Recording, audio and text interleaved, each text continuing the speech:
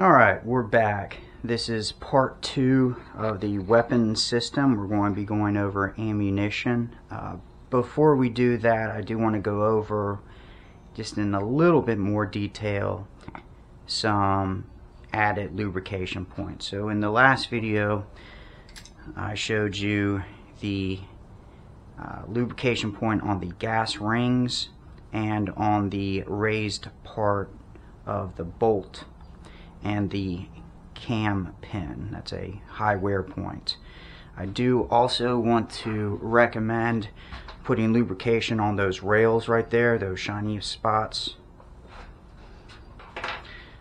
I also put just a little bit of lubricant on those wings right there to either side of the charging handle, that little area right there. Just makes it a little bit easier to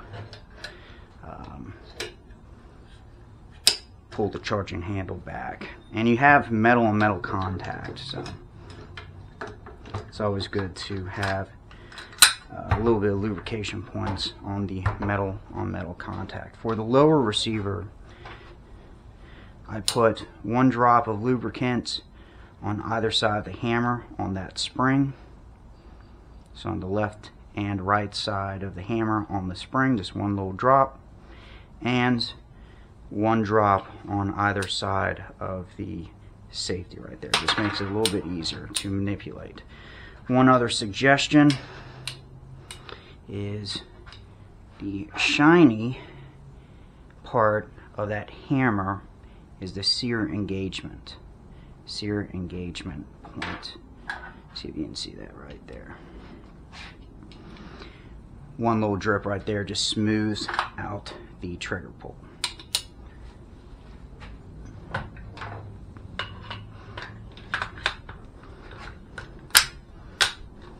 Alright, let's get into ammunition. Now, ammunition, you need to care for it.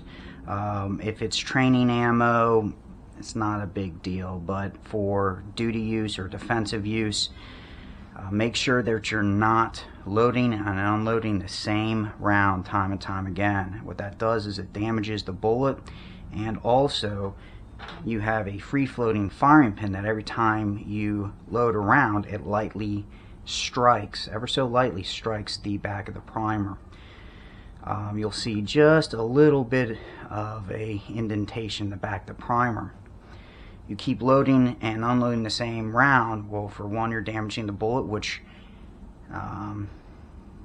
is bad for accuracy, and 2, the bullet can seep down into the cartridge, thus creating a increased level of pressure, creating a pressure spike, which is very bad.